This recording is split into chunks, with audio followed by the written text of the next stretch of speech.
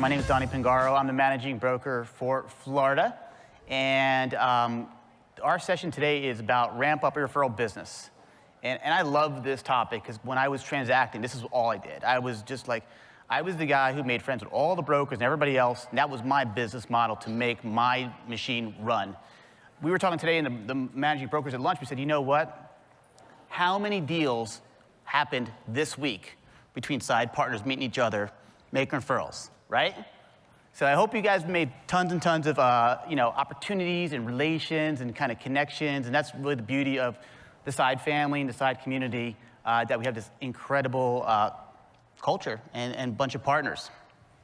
I want to talk about, let's see here. Our topic today, again, learn how to build a self-sustaining, high-quality referral engine to supplement your existing book of business. So again, how many people right now are still cold calling and door knocking? Raise your hands. Not as many as I would have expected. How many people rely heavily on referral business for their engine? All right, these lights are bright, but that's a pretty good portion. And I think this is a really cool portion because as we know in real estate, there's so many ways you can shape your business. Today, we've got a very unique, high-performing, awesome panel. We got 4 top-performing partners. They're from 3 different time zones and 2 states. We'll talk about that in a little bit. So rather than doing the typical meet your panel where I would talk about these things, we're gonna let everybody talk about themselves for a quick 60-second pitch and their best referral. So I'll start off with Rika Ruiz from Boulevard. How's it going, everybody? I hope you guys have had some fun these last couple days. Zide always puts on an amazing event, so I'm happy to be here. Pleasure to be in front of you all talking. My name is Ricky J. Alvarez, Ricky the Realtor with Boulevard Real Estate and Alvarez & Associates. And we serve the entire Northern California. We've built a team that strategically serves different markets throughout Northern California, but our hub is in Walnut Creek. This referral is really special to me. It's 1229 Ann Street out of West Sacramento. The reason why it's really special to me is because I had a cousin who was one of my biggest fans. She's always was telling me, Ricky, when I'm ready, you're gonna be my realtor. And the past year was just full of growth and volume and just a bunch of things going on in my life where I was just extremely busy. And she decided to move to Sacramento, an area that I don't really know and don't cover. And I really pride myself in making friends in this industry. When I came into the industry, I told myself I was gonna make 1 million friends, try to create as many meaningful relationships with agents and also potential clients. So it came down to, I was just overwhelmed, didn't have the time to help her, and it kind of broke my heart. But I remember that I had a really good friend that services Sacramento, gave my buddy Tim a call. He's like, dude, I got you. Whatever you need, we'll work this thing together, make sure that your cousin is taken care of. Literally, they met that same weekend. They actually, funny story about this is that they actually got their addresses mixed up and they visited a home that already had 39 offers. And offers were due that evening. Tim calls me, he's like, dude, this is not gonna work. Like, I don't know if we're gonna be able to get her this house. She fell in love with it. It was a mistake. We shouldn't even have seen it because it's probably not, we're not even gonna have a shot at getting this thing, Ricky. And I'm like, dude, whatever we gotta do, you need me to call the agent, like we'll do what we have to. And he's like, I got this. Literally calls me at 7:05. He's like, you're not gonna believe it. We got it. And I was like ecstatic. My cousin calls me, she's crying. So one of the best referrals that I've ever given out. And it just goes to show that maintaining these relationships with other agents in different markets is very, very important for your business and future business. Awesome, thanks, Ricky. Thank you. We'll go on to Cynthia Anye. She is I'm failing on the clicker today. Founder of True Florida Real Estate down there in South Florida. We actually live like literally 2 miles away from each other randomly enough, and we got to know each other. Cynthia, I'd love to talk about yourself and about your favorite referral. Actually, I sent a whole collage of photos because I didn't have a favorite referral. I love working by referral, and I couldn't think of which was my favorite over all the years. So I said, just send a collage. So I guess Katie picked one. So this one was a referral from an agent in California. Through networking a lot through various programs, well, now with Side, we'll be meeting a lot of other agents, and I've been in coaching with Buffini coaching for 18 plus years, and I get a lot of referrals from other agents from all other parts of the country, and vice versa, send a lot out. And this was from another agent outside of Florida. Awesome. And your marketplace spans from Miami all the way up the coast? Miami to Jupiter, Palm Beach Gardens, north of Wellington. And we also have a special niche, which is equestrian horse properties. I have a true passion for that and have show horses, and my husband's in the thoroughbred racing industry. So we get a lot of referrals from that as well, being in the racing industry and the show horse world. Absolutely. Next, we'd like to introduce Rika Ruiz. Rika? Hi, everybody. My name is Rika Ruiz. I'm the founder of Meraki Real Estate, and we are in 2 locations in Northern California, San Mateo County, specifically Foster City, San Mateo, Burlingame, and the San Ramon Valley, which is Danville, Alamo, and San Ramon. So I love referrals because all the things that people have said this weekend totally resonate with me because we're all different in how we do our business. And I've discovered a lot about who I am through this business. I thought I was one type of person. I know it's probably gonna sound silly, but as I was revealing things about myself, like the DISC profile, has anybody ever taken that? I took the DISC profile and I almost cried because I'm like, that's not my DISC, because I thought I was somebody else. It's so funny. Anyways, what I realized about myself, this all is gonna make sense, is that I'm like a natural connector. And I love connecting people, I love helping people. And so when they asked me, I was like, I don't know. All my referrals are great because I help them realize a dream or a goal that they want to achieve. But this one was somebody who was referred to me by a business colleague. I'd never met him before. His name was Danny. And he's like, I want to buy my first investment property, but I can't do it in California because there's no way, like the price points are too high. And so he gave me 3 different locations, and one of them was in Cleveland. And like Cynthia, I'm in 2 different coaching. I was with a different brokerage before here, so I went to all the national trainings. And I was intentional about meeting people because especially in California, you get priced out of California pretty easily. And so some people are like, I just want to go home. And home can be anywhere. So I want to know people everywhere. And if I don't know somebody, I will ask for that person, like, who do you know? And I'll take the time to vet 2 or 3 different agents to then give to them. And hopefully that they pick them. But Danny, this is his first investment property. It was close to a college community, and he was ecstatic because he paid all cash, and he had income coming in, and after paying property management, he still had money. I mean, I just remember the excitement of, it's my first investment property, and I was like, yay! And so I love that, and I love just connecting people, so. It was hard to pick, but I just remember this excitement. Awesome. Thanks, Rika.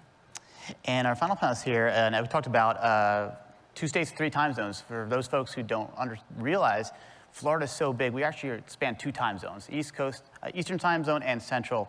And James Watts is a new partner in launch. He's up in the 30A area there in the Panhandle, which is actually in the Central time zone. So, James? Hey guys, I'm James Watts. I'm a co-founder at Coastal Abode with Brad Hildebrand, my business partner. And we serve this kind of niche market in the Panhandle that we refer to as the 30A area. Show of hands, I'm assuming most people in here have never heard of 30A. No. I got one. If you've seen The Truman Show, that's based after one of our little communities. So we're kind of this small little coastal town that largely kind of goes unnoticed, although that's kind of changing in the last couple of years as other markets have discovered us. And so referrals are a huge, huge part of our business because everybody has a friend, a family member, someone they know buying a beach house or buying an investment property, especially after COVID. And so this referral was important because it was kind of years of a lot of hard work kind of finally coming together. I'm a huge information junkie. I like to know as much about the market, about who's buying what, where they're coming from, what plane they flew in on, everything. And so, and part of our deal is also selling the lifestyle aspect of things. And so this one's kind of a combination of 2 where these buyers were following a friend of mine on Facebook and Instagram during the COVID shutdown. And they saw her posting pictures of going to the beach and swimming and playing golf and everything while they were meanwhile locked away in their home, in quarantine. And so they called her and said, as soon as we can, we're getting out of here. We got to find a place at the beach. Find us somebody down there and find us a place. And I got the call on a Wednesday, hey, we're flying in Friday afternoon. find us a deal, and here's the budget, and find us off market, blah, blah, blah, blah, blah. And it was one of those situations where they thought, this is the house we're gonna buy. We bribed a renter to let us get in the house. They were in the house for less than 15 seconds and said, scrap this entire community, we gotta get out of here. And basically in a span of about 5 minutes, canned our entire day of showings. And so I had to then pivot and started calling and finding deals, and luckily was able to kind of use, the agents that I know to get them in this house, and walked in, first time ever, fell in love, bought it, and it's led to many more referrals from these clients. Plus, it was a nice sale in the meantime. It's a beautiful house. Awesome. So we're gonna set the session here into 3 learning goals. I used to be a triathlete, so I always like to break it down to 3 different things. We're gonna do the why, the how, and the what's next.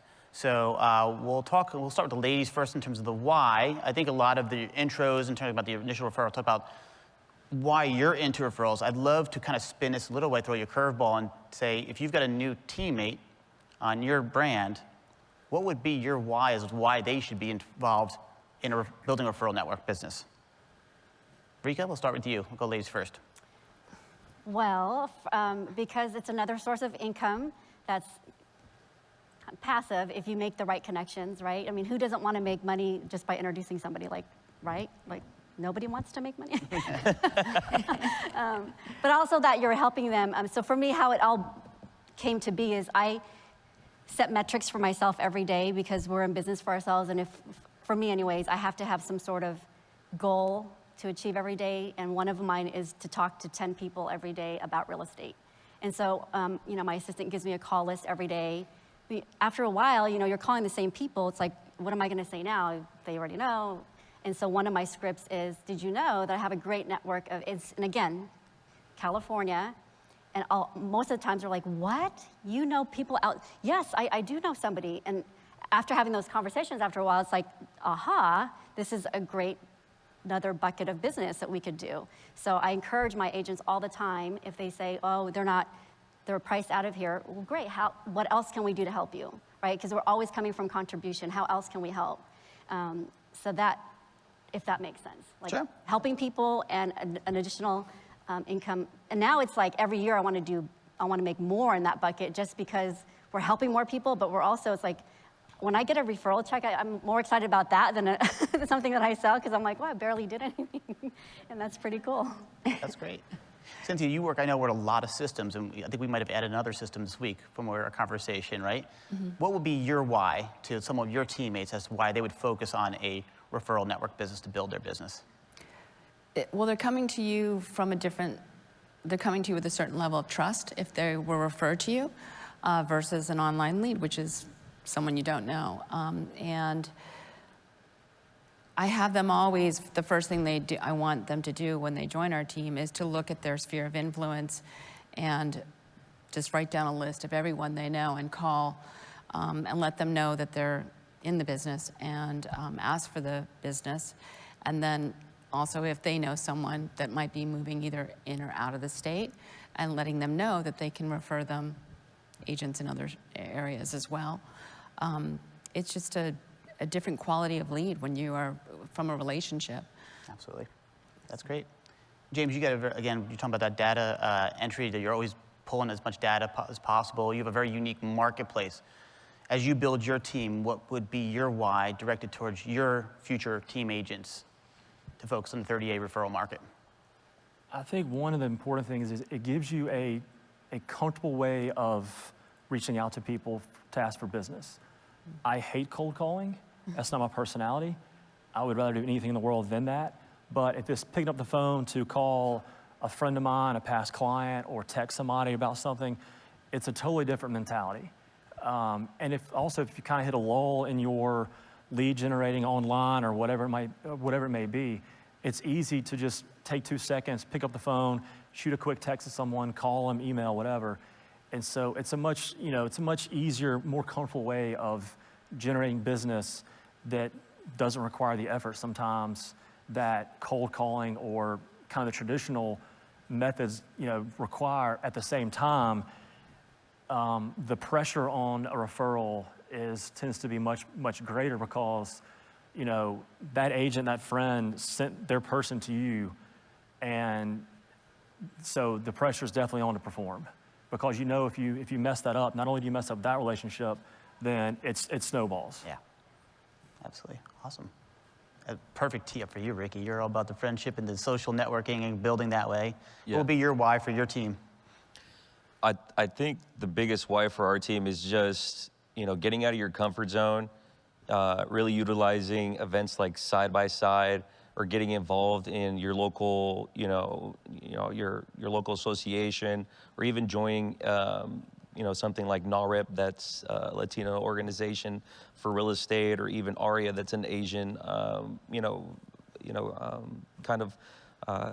Professional network, Absolutely. yes, exactly, of realtors and real estate professionals, and utilizing those connections that you make to better serve your clients and be able to be a connector, because in reality, we are connectors as realtors. And for us to be able to have those relationships, maintain those relationships, and assist our clients in connecting, them with whatever they would like to achieve in real estate. And also at the same time, you're creating meaningful relationships that, like as we touched on, it can bring you more passive income, stuff that you didn't really count on. But you get a call from one of your realtor buddies that says, hey, I have someone that's coming into town that wants to see property. And it should be a very reciprocal relationship as well. You shouldn't always expect to receive, you should also give as well, so. Absolutely. So what I'm taking away from this, from everybody that's giving their own kind of spin on it, it's all about time efficiency, right? And that's really what the DNA, what Side does. It's about everybody in this room is a top agent. You've got to figure out a really difficult business, how to make deals, how to build relationships. Like Guy always says, most of our partners are not lead, hungry. It's time. The time is what we're all trying. We can never buy more. We can never get it back. So if you can make that time for each transaction shorter and more replicatable, great things happen. So let's move on to the how. And again, we all come to these conferences. Obviously, we got some experts here. We're sharing our knowledge. And unique to the Side communities, we do share, I think, a lot deeper than most other business networks. So we'll start with James, and we'll come back this way. James, let's talk a little deeper about your market and how you are really building that referral network within your business and your brand. So our market is different than a lot of traditional markets, because 99% of what Brad and I do is second homes, vacation homes, investment properties. And so it's not your typical, marketing, referrals, et cetera. It's reaching out to agents in our feeder markets. It's reaching out to agents that I went to school with or know that are in a feeder market. And so it's a definite, I have not sent a referral in years, but I send referral checks every month. So feel free to call me. And so with our how, it's a lot of times it's playing vacation host to people when they're in town. It's if I've got a client coming in town, we're making sure they've got dinner reservations, golf tee times, fishing trips, et cetera. And also knowing when their friends and friends of friends are coming in town that I may not even know, and just reaching out saying, hey guys, you're in town. Hey, all the restaurants are booked. If you need anything, let me know. And so you're reaching out to them in a level of, you're serving kind of that non-real estate related need that resonates more deeply with them. And so we spend a lot more time just hosting and entertaining people than some of the traditional ways of getting referrals. But once you kind of have someone, when every time they're in town, we're playing golf, or we're going fishing, or we're going out to dinner, they're going to call you if they're ever going to buy anything. And if their friends are going to buy anything, they're calling you, oh my gosh, I was at the beach last week, and Brad and James took us to play golf. That's going to resonate more so than a strictly business type arrangement. And so that's kind of, we do that, a lot of social media with kind of showing people the area and the lifestyles. And then again, I told Donnie earlier, as cheesy as it sounds, I'll shoot text messages to agents every couple of weeks saying, hey, I just mailed a X amount of dollar check for referrals. Don't forget about me. And it's as terrible as it sounds, when we're selling expensive beach houses, some of the referral fees are pretty attractive. And so that sometimes kind of sells itself. Awesome. Rika? So I guess I kind of touched on this earlier. Just events like this, or if you're in different coaching, get to know, because in coaching, there's realtors in other parts of the country, so you just get to know people that way. And then I actually started a drip campaign. I just came to it from another session, and they were like, drip is dead. I'm like, okay. But I do a drip campaign to my referral agents, just like, hey, I'm over here, and here's, we have a map of here's where we service, don't forget about us. And then we're actually revamping that drip campaign in the process. And then the ones who've given us referrals, or who I've given referrals to, I do this cheesy gift program where it's actually really cheesy gifts. They're not that expensive, but people remember me.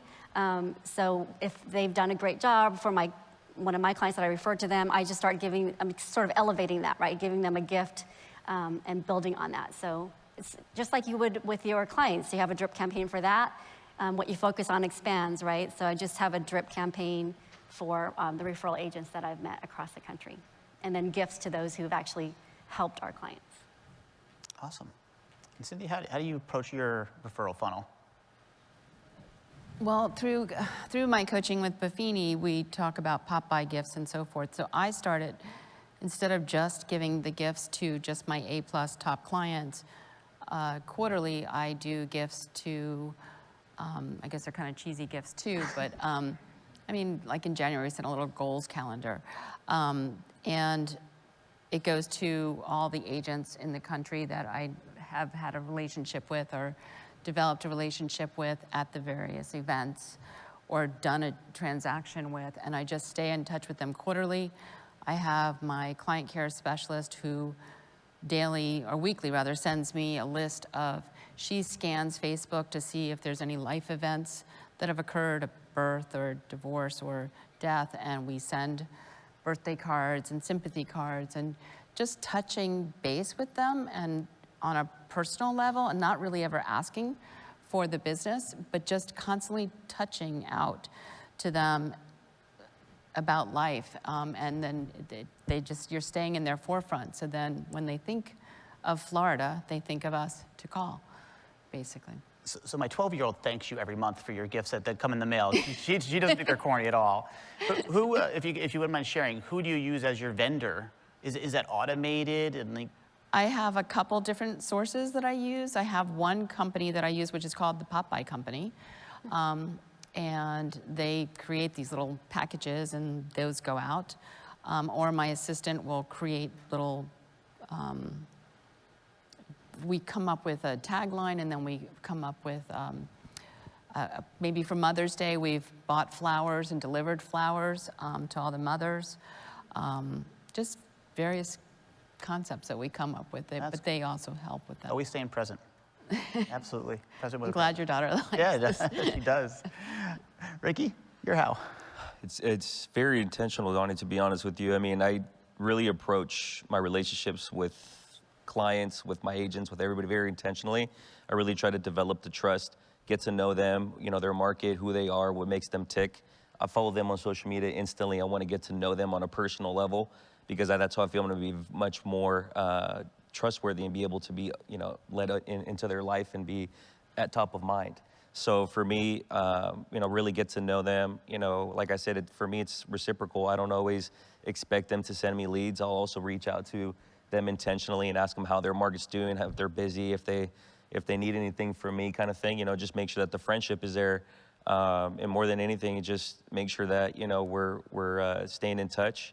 I add them to all my campaigns that go out to all my clients to make sure that when it's Christmas time or whatever it may be, whatever holiday, that they're getting an email or a text from me or a call.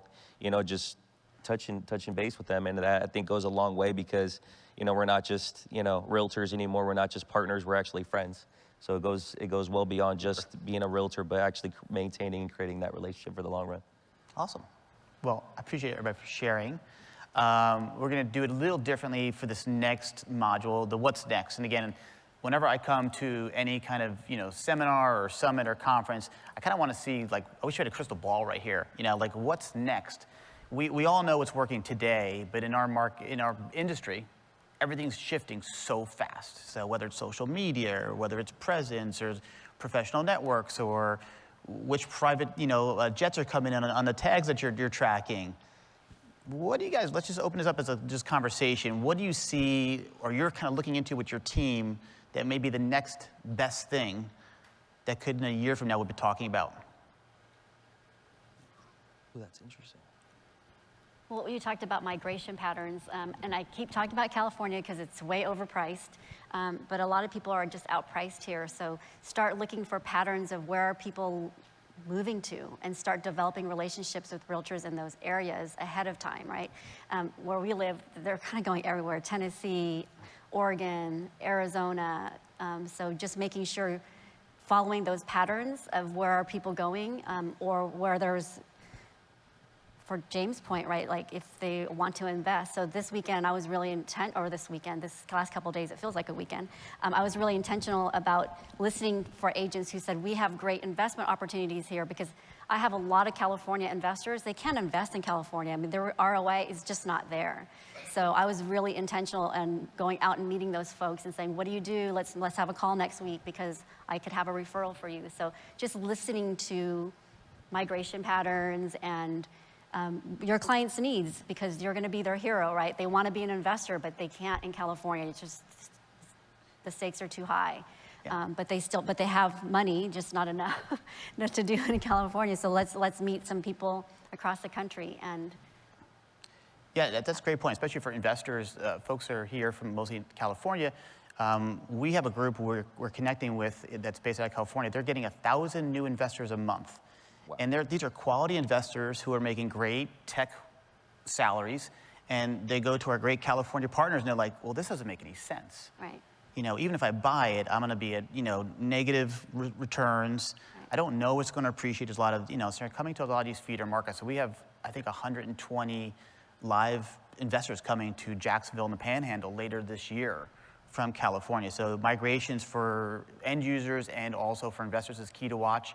You can get a lot of data from your local MLS. Florida Realtors does a great job. I think CR does a really good job with some economic reports. Or I would also say is lean on some of your partners here. That if you see a feeder market that you think is happening, we all have our white papers available if you want them, if you're activating them, with your business manager and our economist. So we could talk to Cynthia and say, hey, what's going on down in Jupiter? Yeah, James and I just had a conversation before we got on stage. I'm like, okay, we need to talk next week because I have investors. What can we do? So yeah. Oh yeah, Florida. I mean, the migration patterns for us are huge. Yeah. Yeah. I mean, it's a combination of so many different factors have flooded our market with people that are either moving full time for whether it's tax purposes, whether it's quality of life, whether they were in an area that was shut down. I mean, there's a host of reasons, business, political, et cetera, and so just tracking where people are coming from. Right. Going, okay, so in the last 2 weeks, I've talked to 5 people from Nashville. Okay, Nashville is an obvious one. Okay, what about people coming from Cleveland or some other parts of the Midwest or New York that's not our traditional feeder market, and seeing that trend like you're talking about, right. And then trying to identify the right partners there, while at the same time, a lot of what we do is working on past clients for referrals as much as anything. So we may not necessarily reach out to other agents. A lot of our referrals are past clients, and we're doing everything we can to wine and dine them and take care of them. And so when their 3 friends back in California ask where you're buying a beach house, oh, we're buying on 30A, and you got to call these guys. And so that's definitely the direction we're going. Absolutely. Cynthia, you seen any new lead generation tools out there you're starting to try? Anything that you're adjusting on your strategies with your coaches? I am trying, well, I was in the online with you and heard that dripping is dead as well. And I was like, oh, okay, I'm just trying to learn it now. That was online leads, not for So referrals. I'm behind the 8 ball there. I think going back sometimes to the old-fashioned basics is the most important right now. Not trying to, just to stick with the basics, honestly. I think it works in a lot of markets, absolutely. Ricky, what about you? You're into the relationships. You are heavy into the social media. Are you seeing any trends? Saran was talking a lot of trends earlier in the keynote. Is there anything different you're trying within your strategies right now? I still think video is very, very powerful because the authenticity is there. So I think really capitalizing on using video and social media platforms to really get your name and your brand out there and, you know, go after, you know, top agents in the markets that we're talking about now, that we're seeing patterns of migration to really kind of create that relationship and start building the trust. And that can be very, very impactful for your business because, you know, as we're talking about now, we're seeing a huge exodus out of California. So for me, that's a huge benefit for me because I can talk to folks that are in Florida here or any other side partner that, you know, I know that, you know, is a huge, you know, impact in their respective market, so that I know that I'm passing on my clients to someone I know and trust that's within our community as well. But more than anything, just creating those relationships through social media, through video, I think is going to be extremely powerful because I think people will get to know you without knowing you very, very quickly. And then it just creates that kind of, that buzz where now they're going to go back to your profile, see what you do, see your, you know, your production. And then there's that level of respect where now, you know, you guys have seen the kind of commonalities of, you know, kind of the work ethic and the production. And now you know that you can trust that person with your referrals or vice versa. Awesome. You know, Wait, I have something. go for it. Yeah. I just thought one of my financial planners called me today. So talk to a financial planner or CPA because he's like, Rika, I just figured out a loophole on how to avoid capital gains taxes. You know, all these Californians, all their equities in their home, or they're afraid of capital gains. We need to meet next week. Let's do some seminars. I'm like, yes. So establish those relationships with folks like that because I know you're probably sick of hearing me say it's California, but a lot of them want to leave, but they have nowhere to go if they sell. They know they can sell high, but where are they going to go? So talk with people like a financial planner or a CPA and kind of brainstorm, mastermind, what can we do? Because there's people that want to do that, and how can we strategize and put together an exit strategy for them? So I was super excited. I can't wait to talk to them. But maybe that's another thing. That literally just happened this morning. So. Yeah, that's a great point that Rika made right now because I literally just had a client who was worried about where they were going to park their money because I got them $150,000 over asking, and they're like, well, Rick, now what the hell am I going to do with all this money? Mm-hmm. And so it was a good problem to have, but at the same time now I had connections in Las Vegas and in Arizona where he had identified he wanted to go. So I was able to put him in touch with both of those agents, and now instead of just getting one referral, I got two. So be able to diversify his portfolio a little bit, but as well avoid capital gains and split his money up in different states. So that you're taking that now for an opportunistic seller, correct? Not a motivated seller, right? And you're basically closing the deal, making sure that we put the cash in his hands and how to disperse the cash. Exactly. Awesome. A quick question: has anybody heard, you know, in your circle about, you know, utilizing blockchain and fractionals? Because I'm hearing a lot of buzz about that. How the blockchain is really opening up the investment world. For example, if you had your buyer there who had an extra $75,000, that puts him over the top. But what is he going to buy with $75,000? Even in Florida, you're not going to buy something $75,000. But there's a lot more vehicles that I'm hearing out there from a lot of our partners that you can then leverage that to seal the sale and move it forward to the next deal. What are you hearing out on the street? That's a big component, and as well as the Delaware statutory trust as well is another big one. Mm-hmm. DST is another huge one too. So just being really well versed in those things as well, creating relationships with folks in those industries as well, so you can connect your clients to different, you know, give them different options and opportunities to look into. Awesome. Rika, I saw you nodding. I've definitely heard about them. I'm just not well versed in them. It's one of those things too, you have to pick and choose because there's, you know, squirrel, and then you get off focus on making, you know, a living. So you just have to realize, so that's one of the things I want to say, because we've all probably heard tons of things that we can take away this weekend, or I keep saying weekend, these last couple days. Feels like a weekend. Just take one or two and implement it into your business. Even if it's not this one, and you found something else, but we can all be easily distracted and squirrel here, squirrel there, especially in real estate, right? There's a shiny object. Oh, let's try that. But we haven't perfected this yet. So not to take away from what you're saying, it's just do one thing and do it well. Just because I know I've come to these things, I'm like, I have 50 things, and it's just overwhelming, and I do nothing. I don't know if you guys can relate. So just take one or two things.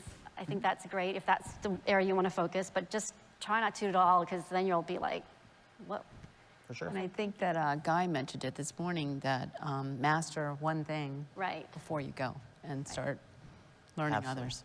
Always better to go deep before you go wide. Mm-hmm. James, do you want to add something? Yeah, I mean, I think one of the important things is, you know, I pay my accountant very well, and I lean on him as a resource.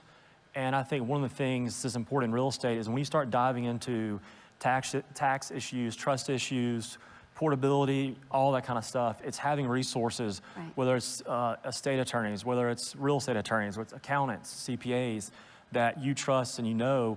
And so when you run into someone who's having issues selling their house, all of a sudden I've got this money, what do I do with it? I've got a guy.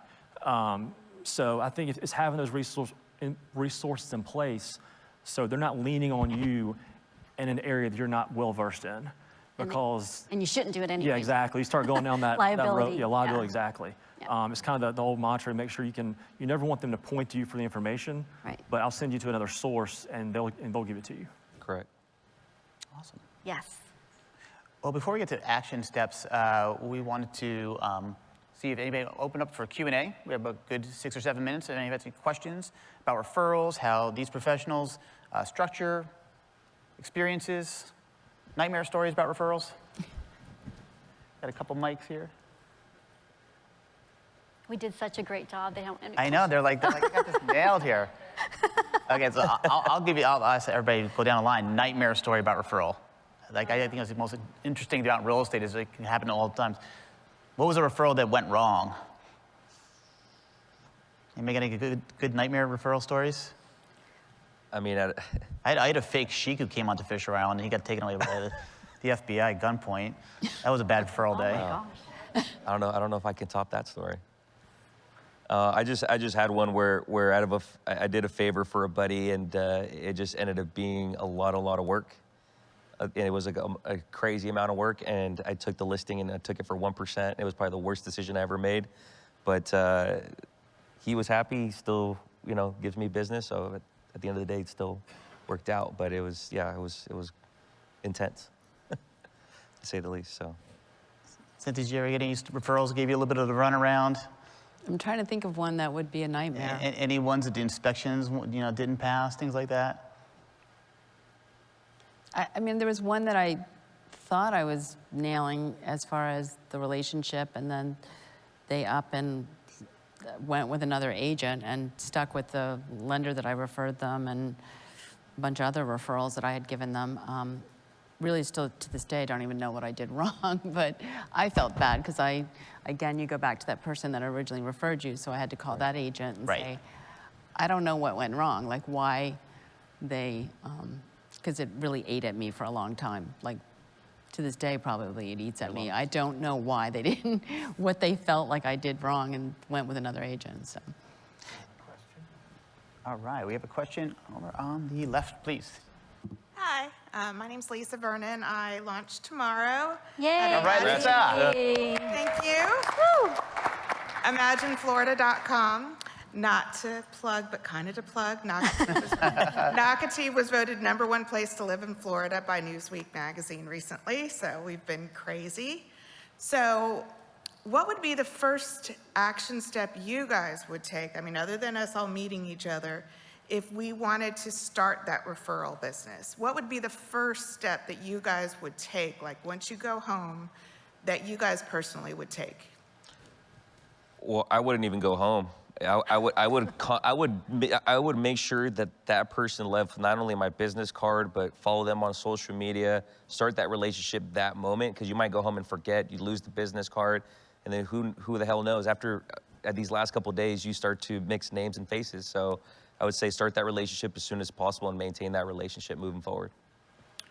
I would call my sphere and go, I just left an amazing real estate conference. I met some incredible realtors across the country, and there's some great investment opportunities out there. Are you looking to invest, or do you know anybody who it is?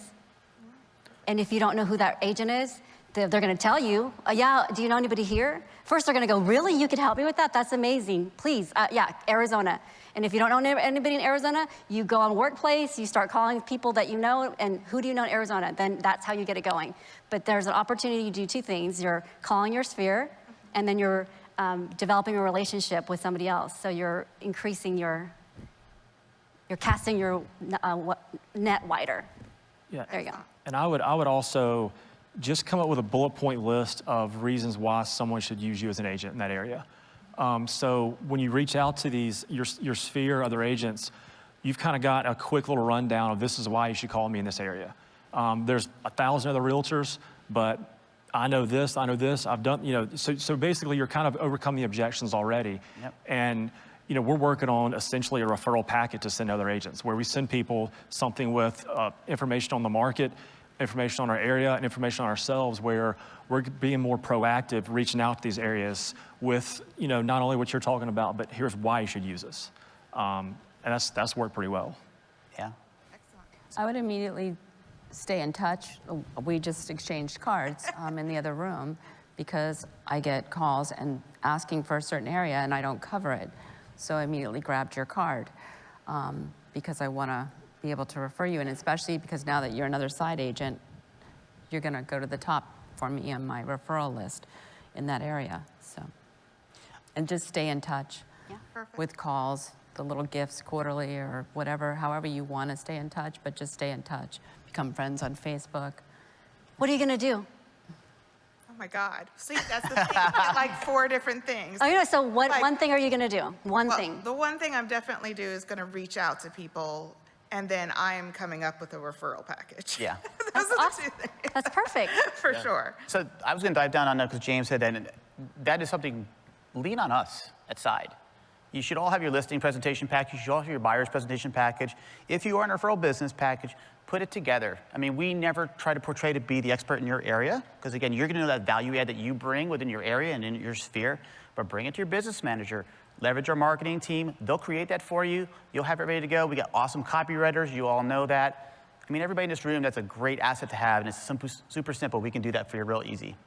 All right, Hope perfect. there's no business manager Thank you so watching much. me. Good luck. We had another question here in the middle. Thanks. You guys look very relaxed. I like that. So I like my your name is Mickey ears, Lynn, or your and Minnie I ears. am in the South San Francisco Bay Area with real estate experts. And when I first got into real estate, I was at Keller Williams, and I remember somebody saying that they made $1 million just on referral business. I'm like, I want to be that person. And since then, I have referred a lot of business to different agents as well as being referred to. It's a 2-part conversation, or question. So the first one is, I recently had a friend who is an associate agent at Redfin refer me a listing. And now we're trying to figure out how to get her paid, because apparently they, I guess, don't. Right. Yeah.